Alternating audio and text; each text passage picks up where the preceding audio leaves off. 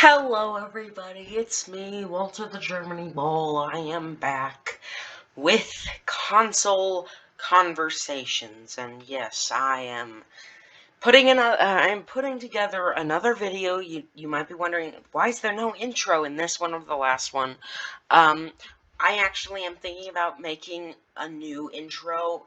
I think basically my phone, it has a setting where if you do pauses with your clips and you pause and restart like I did with that intro, it makes a weird noise. And the noise has been kind of cool in the intro to see, but I think if I remake the intro for Season 4, it's going to be much better. I believe I've already edited the finale, which I cannot believe I'm saying this, but the next episode is the finale of Season 3. Season 3, I believe, has the intro, so that'll be its last appearance of that intro. Then there will be a new intro. And I mean, it's not like a big deal or anything, it's just changing the intro. But yes, that's why there is no intro in this one. But anyway, welcome back to Console Conversations. Today, I have 3 stories that I want to talk about. So the first one is about Switch games. Yes, the Nintendo Switch and its release schedule for this year and for later on, games that they have announced. So, there's a great Games Radar article I found here that basically goes over all of them, so we're just going to jump right in. Monster Hunter Rise. This is supposed to be a great game. I've seen so many positive reviews. Sorry about the fan, by the way. I just finished editing a huge thing, and it's going crazy. But anyway, so Monster Hunter Rise, I've seen great reviews raving about it, but I'm not a Monster Hunter fan, so I don't care. And this is the thing, Nintendo, last year, they did okay with some games. They did really well with Paper Mario. They did an amazing job with Age of Calamity, and they did do well with some aspects of Animal Crossing and all those other games, but they still didn't put out that much appealing stuff for most people. I mean, are that many people willing to spend $60 on Clubhouse games? I know it has 51 board and card games, but most people don't really care, I don't think. Then they had their gross Mario 3D All-Stars collection and all the other gross things that they've been doing that whole year. It was a terrible year, and they really needed to make up for it this year. So when they put out their first Nintendo Direct in 2 years, I thought, okay, they're going to come in, they're going to rein in the chain, they're going to put in, sorry, I don't know what I'm saying. They're going to put in so much great stuff. They're going to announce so many amazing things. They didn't. They didn't. The best thing that they announced for me was Age of Calamity DLC, and that's just DLC for a game.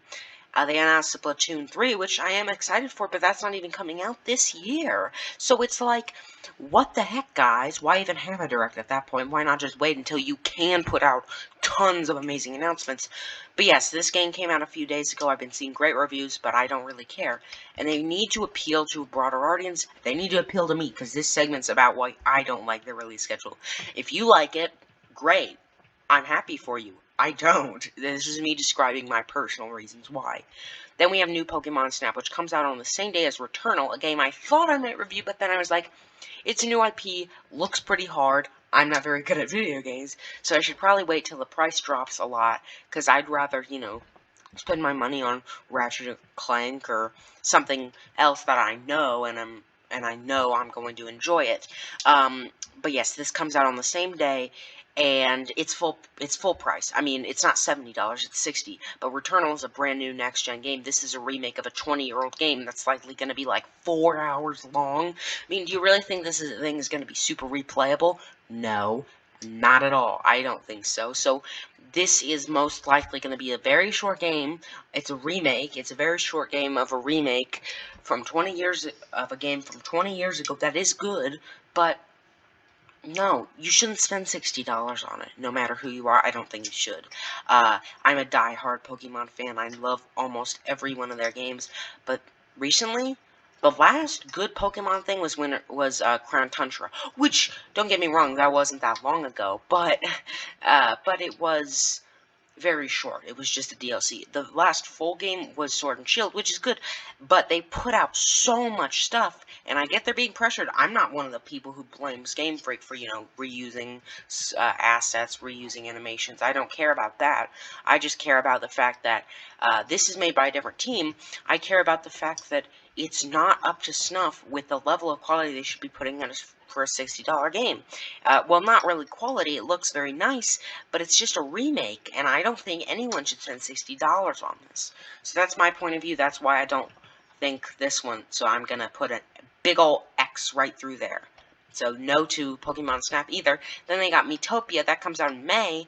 I would love to play this game if it weren't $60 and just a HD remaster of a 3DS game. That's what it is. It's a 3DS game remastered, and they're selling it for $60. At least this one is probably longer, and it's cool to see them do stuff with the Miis.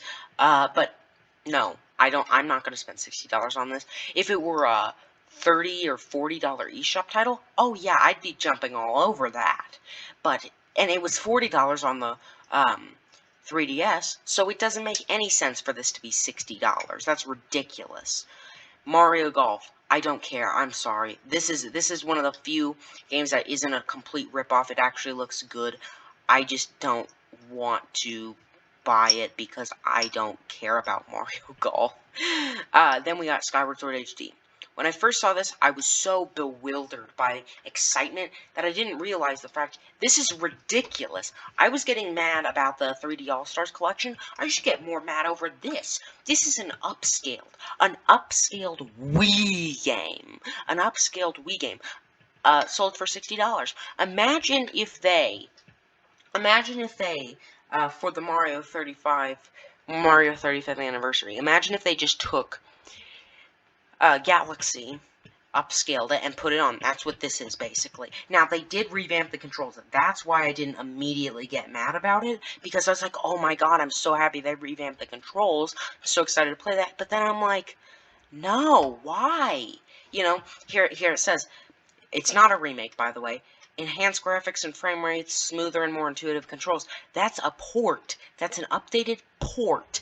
Look at, on the PS3, they took a lot of PS2 games and, upscaled them and put a new frame rate and made them look way better and put them in widescreen, most of them were on the store and weren't full price, or they were in bundles and they were full price. Like, you could get Shadow of the Colossus and Eco, I think for maybe even less than $60. I don't remember how much it retailed for. But yeah, you get both those way more updated than this with, and they were together in one package. This is one singular Wii game sold for $60. And it was $50 when it came out. It wasn't even $60 when it originally came out. So updating it a bit, like 10 years later, why should that be worth $60? That's ridiculous to me. Unless they added, unless they did Bowser's Fury. That's the new standard. They need to have something similar to Bowser's Fury, a big new thing, to make it worth it. And they haven't done that with a lot of their ports. This, especially. If they included, a new mini story, a new story where you play as Link and you have to explore 3 new dungeons to get a special item or something, I would be jumping all over that. Or if they completely revamp the graphics or something, at least simple as that. But no, they haven't done that. Then Monster Hunter Stories, I'm not even going to talk about that. But then they have Pokemon Brilliant Diamond and Shining Pearl. Possibly the biggest disappointment other than this, other than Skyward Sword HD, is this. I was so pumped when I was like, oh my gosh, they're remaking Diamond and Pearl. Fun fact, Gen 4 is the only generation I've never beaten, by the way. I played some of Platinum, but barely any. Anyway, this is coming out this year. At least they say it is. But look at the art style. It's terrible. I don't like it at all. Okay. I think it's going to be good. I think they might add new stuff, and I might end up picking it up if they add new cool stuff. But take a look at Heart Gold and Soul Silver, my favorite Pokemon games of all time. Heart Gold is my favorite of all time. It's so good because Gold was already one of the longest, most packed to the brim games. They added so much new stuff, it was unbelievable. Same with Omega Ruby and Alpha Scepter. They added almost every legendary you could imagine. It was amazing. Those are some of the best remakes ever, ever, ever. Not just for Pokemon, ever. And this is looking to be kind of disappointing. Unless they do add a lot of cool new stuff, I don't think I'll pick it up. And the art style looks gross to me. I don't like the art style. They're trying to be true to the original. No. It looks like crap. That's just your excuse for not making it look good. Now, to be fair, again, it's Game Freak. I know they're being rushed to put out so many projects, so I don't blame them for making it look bad because they don't have time. I blame the Pokemon Company for making them do that, because it does not look good in my opinion. I know a lot of people like it. I don't at all. I haven't never even heard of this, and I don't think I care about those. So we're going to skip to, like, actually, these are just small indie games, so they don't really, make a big impact. So that's everything for 2021. That's everything. Can you believe that? I find that ridiculous. Usually, yeah, I mean, I guess you could say, oh, it's only like March/April. Yeah, guess how many games Sony has planned already, And I know they just put out a new console, but because they took last year was kind of a breather year for, you know, Nintendo. They didn't really put out a bunch of big stuff. They need to have some competition, that's all.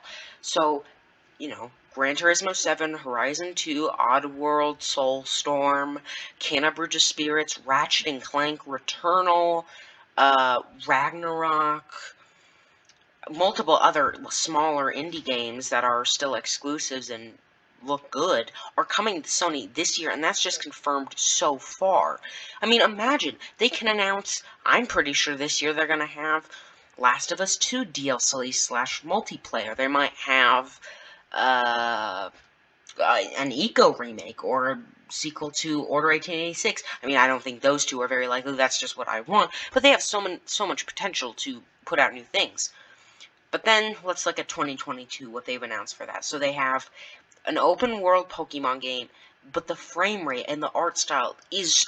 I know I just dogged on the last Pokemon game on Brilliant Diamond and Shiny Pearl. I mean, I can't even bear to witness the frame rate of this.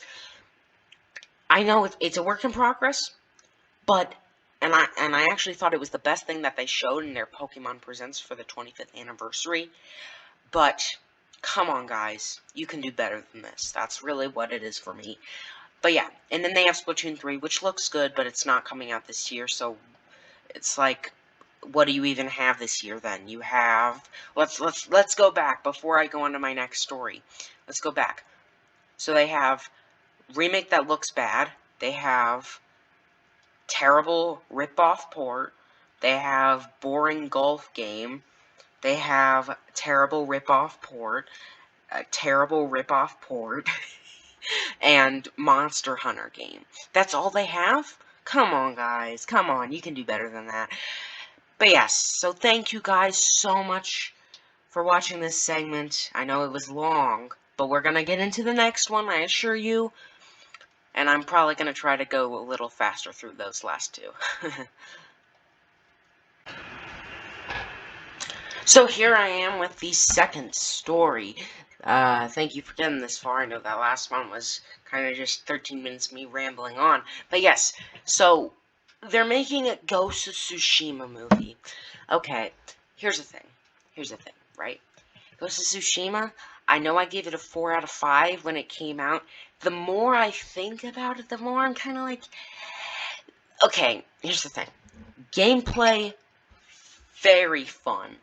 Actually, very, very good. Like, I really like the combat. But then you have the stupid investigation parts, and you have to investigate the crime, or investigate the house, or whatever. A lot of games do that, including Horizon. But in that one, you have the focus, and you can follow the trails, and you can sneak around. It's really cool. And you can investigate things in all kinds of other games where it's much better, much more well done. In this game, that's not fun. Exploring the open world and fighting the guys is fun. The music is really good. The graphics are really good. So every part of it, other than the more mundane parts of the gameplay and the story, are really good. I don't like the story personally. I felt it was way too generic. It treated itself way too seriously. Because here's the thing. I didn't really like the characters that much. I mean, they were fine. The ending actually hit me emotionally, and that's impressive. But the game just took itself way too seriously with the story. It should have just been a bit more, fun, entertaining. It didn't do that. It wanted to be really serious, and it couldn't accomplish that goal. I think Sucker Punch has a good opportunity to make a good series, and Ghost of Tsushima Legends was good too. So they have good opportunities here, but they're making a movie. No. Why? Why? Why? Okay. So, Ghost of Tsushima came out less than a year ago. It was moderately successful, achieved some pretty good reviews. The consensus was around a 4 out of 5, pretty much, from what I've seen. And they're making a movie of it less than a year after it comes out. Are you serious? Are you serious? I would get it if it's like a world phenomenon, one of the best, most highly praised games ever made. Then sure, go ahead. Do you see them making a Zelda movie or a Halo movie? No, they haven't done those. Those are some of the best-selling games of all time, game series of all time. This is a singular game that sold well, got good reviews. It didn't set the world on fire or by any means. So then making a movie seems to me kind of dumb, honestly. It feels like they're out of ideas. I'd rather them make a Horizon movie, but that's just because I like Horizon more. But it wouldn't make sense for them to make a Horizon movie from my point of view. I mean, it sold really well and had even better reviews than Ghost of Tsushima, I believe. But it's one game, came out a few years ago, and it didn't set the world on fire. Now, and I know everyone's going to call me biased, you know what did set the world on fire when it came out? Last of Us and Last of Us 2, just saying. I'm not saying they should make a movie, but if they were going to make a movie of any games that came out last year, that might be the one, Last of Us 2, because, I mean, I swear, people were just talking about that nonstop for, like, a month, multiple months after. I saw nothing but, like, news about the game, news about the controversy, news about the stupid idiots review bombing it. But it set the world on fire. It still got super popular, got amazing critical acclaim, one of the most critically acclaimed games of all time, right behind the first one. So it's two games that set the world on fire when they came out. Set the internet on fire, too. And you're going to give one to Ghost of Tsushima. It has the John Wick director. I've never seen a John Wick movie. Well, I've seen parts of it, and it's really good. So this will probably be a good movie. But to me, it's like of all the games you can make a movie out of on PlayStation consoles, at least go with an established, successful franchise. Even if you don't want to go with the super controversial one like Last of Us, go with something, at least an established, continuous series like God of War, or, I don't know, Crash Bandicoot or Spyro even. Just something that has gotten popularity over many, many years. They're just picking up this newborn game and just chucking it into the film genre, and I don't think that's right. I think that that's going to be a bad decision. I think it's going to be a good movie. I'll almost definitely watch it, because it's probably going to be great, but I don't think they should be making it. That's the thing. I don't think that they should make it yet. I think waiting would be really beneficial to them, that's all. So, now let's get on to our final story. So, our final story of the second to last episode of Constant Conversation Season 3 is Sega is Metacritic's Game Publisher of the Year. Okay, this whole episode is just going to make me angry, isn't it? Okay, so I got angry about Nintendo's release schedule. Not super angry. I got angry about the Ghost of Tsushima. Not super angry. Not really angry. Just confused and kind of like, really. I wasn't angry, really super angry about either of those things. I was just confused and kind of annoyed at the first one at Nintendo. But this, what? What? I saw this in my newsfeed a few days ago, and I knew, or not a few days ago, sorry. I saw it on my newsfeed, and it just, oh my god, why though? I don't get it. So let's see the reason they have. The company had 38 products, oh my god, scored over the year, 95% of which were judged good. So that's okay. That's pretty good. Persona 5 Royal and Yakuza 0. Okay, I played Yakuza 0, and I played a little bit of Persona 5, and they're good games, but really? Sega is your publisher of the year? So let's think about it. Other than Yakuza and Persona, what did they release that was so amazing? Nothing. They did nothing. They did nothing. And runner-up Annapurna. Okay, Annapurna makes mostly indie games. That's fine. Sega does not make that many great games. Not gonna lie. The best game they put out last year was Streets of Rage 4. It's an amazing, fantastic game. I haven't even beaten it yet. I actually got it a few days ago. I bought it a few days ago. And it's phenomenal. I played through more than half of it. It is the best Streets of Rage game, in my opinion. And it is like a masterpiece. But that's that. Other than that, Yakuza, which I think Yakuza 0 released many years ago, so that shouldn't even be counted. Persona 5 Royal is a port of Persona 5, so don't even. So it's like, why? It's Streets of Rage 4, which is great, and then 2 games that didn't technically come out this year. So it's like, why are they your game of the year oh my gosh, game publisher of the year? God, sorry guys, but yeah, that doesn't make any sense to me. That it doesn't. You want to know my publisher of the year? You can probably guess. Well, I don't even know what a publisher is. Okay, it's Sony, because I mean, let's think about it. I'd say 2018 Sony, 2019 Nintendo, 2020 Sony, 2021, I have no idea. But Sega? Come on. If they were putting out an amazing new Sonic game, Streets of Rage 4, maybe like an amazing revival of another series, like maybe Toe Jam and Earl, or Gunstar Heroes, at least a third huge game and a Sonic game and Streets of Rage 4, then I could kind of see where you're coming from. But I didn't really notice, like, any big title. Oh, wait. Well, okay, they had Panzer Dragoon Remix, so I take it all back. Just kidding, I don't. I still don't get why it's their publisher of the year.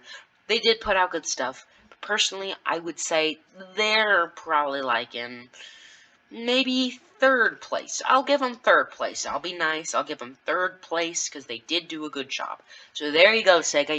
You're my 3rd place winner of Game Publisher of the Year. And thank you, guys, for watching this episode of Console Conversations. I'm WalterTheGermanyBall signing off. Before I go, though, actually signing back on, I want to talk about Season 4.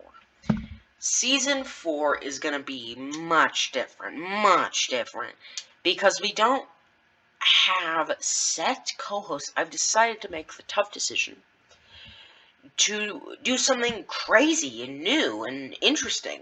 We're going to have different co-hosts for different episodes. So, Panic, they'll probably come on and do some episodes. And Darth Magus, who's a huge help to the channel, and all these other people who've wanted to, you know, make collaboration videos with me. They'll likely be features on Console Conversations, because that's a great way to have new people and to do interesting things. So I think that's going to be great for Season 4. Season 4 I'm going to put way more effort into. I'm going to be taking a long hiatus for June and July, but then I'll be back in August to pump out some new stuff, and throughout all the rest of 2021 after the hiatus, Season 4 will be going strong. It'll be, hopefully I can make it the best season yet, with interesting topics, interesting co-hosts, interesting just discussions in general, and then it won't be finished by the end of 2021. Kind of like Season 3, it's going to start later in 2021 and finish in early 2022, most likely, but I'm going to try to put them out every week, unless I have, like, hiatuses. So yes, thank you guys so much for watching, be safe, and goodbye.